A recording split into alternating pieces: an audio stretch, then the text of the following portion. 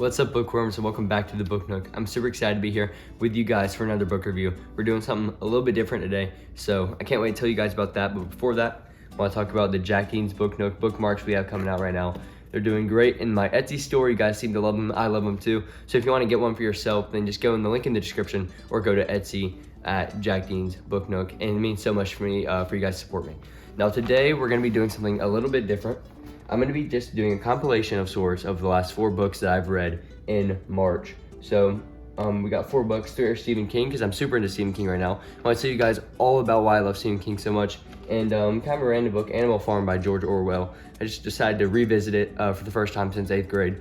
And I enjoyed it a lot, so I want to tell you guys my thoughts on that book as well. So without further ado, let's get into it. We're going to do about a minute or 2 per book. So hopefully it's going to be a great episode. Leave a comment below if you like this sort of format, and whatever books you recommend I read next. So thank you guys for watching. Let's get into it. All right, so the first book that we're going to be touching on today was an amazing Stephen King book, The Eyes of the Dragon, which you can probably tell from the name of the book is a fantasy novel, and it was really a good one at that. I enjoyed it a lot, and this is probably the Stephen King book that I've read of all of them, which was the best for younger audiences. Not really young, but I'd say 13 and up. So if you're a kid that age and you're looking for a good entry into Stephen King's writing, but you're too young to read the older books, this would definitely be a great book for you to be able to read.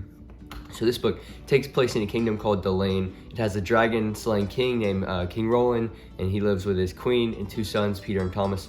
But unfortunately, there's a villain, and he is the evil magician advisor Flag. And basically, he's just a villain who just wants to cause trouble to just cause trouble, and he's, you know, just nefarious, and he looks like he seems he'd be a character in like Gotham City, be a villain there. And he's hatching a plan throughout the whole story to be able to bring the kingdom to ashes, and just he's just power hungry, but unfortunately there are a few snags in his plan. Well, this story is really a classic story of good versus evil. It's like a bedtime story, like something my dad would have read to me when I was younger.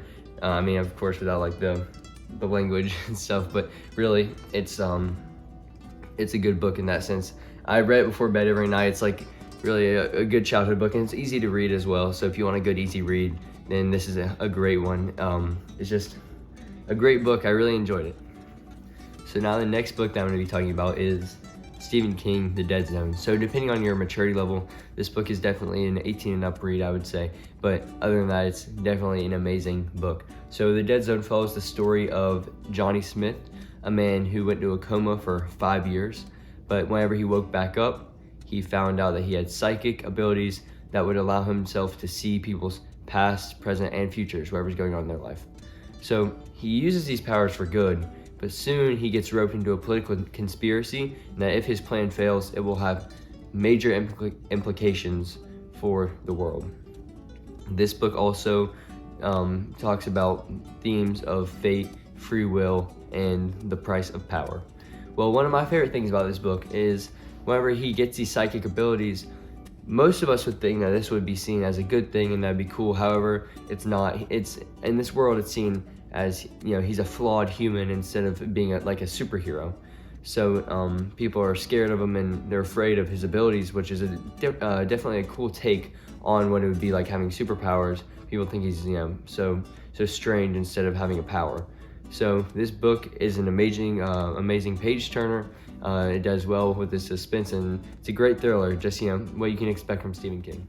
So my final Stephen King book, which I'm going to be reviewing for today, is The Body, and I definitely recommend this book for anyone 14 and up. I think this is a really important read for teenagers to be able to read.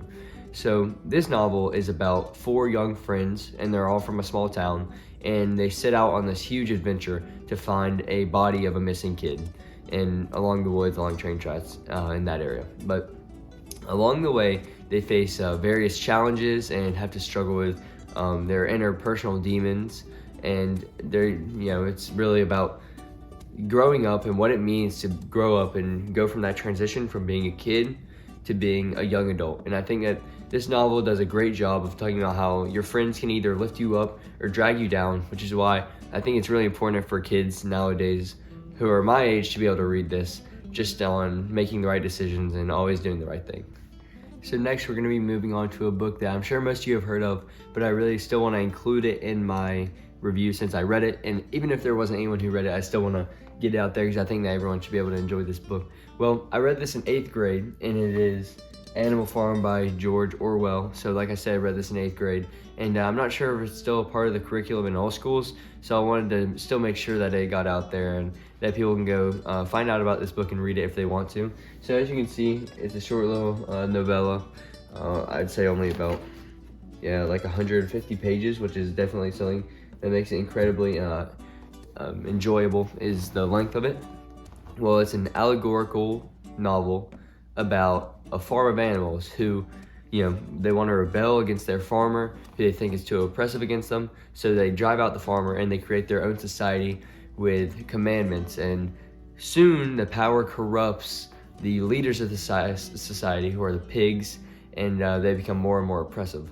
So this novel follows the tale of this society being created. It is actually a allegory for the 1917 Russian Revolution, and it's meant as a cautionary tale for everyone who's reading to not follow any ideology or movement without enough question, or to follow anything in your life without question, because we don't want to become slaves to anything. So I really enjoyed this book overall. I love how it's timeless and just an overall amazing book. I've read it plenty of times, and I just want to include it in this review. So that was this month's book review of all the books I read this month. So I really hope you guys enjoyed. Thank you so much for watching this whole video. Remember to go, link in description, check out my Etsy store, get yourself a bookmark. It means so much to me. And thank you so much for supporting the channel. Until next time, remember to stay true, be you, and read on, bookworms.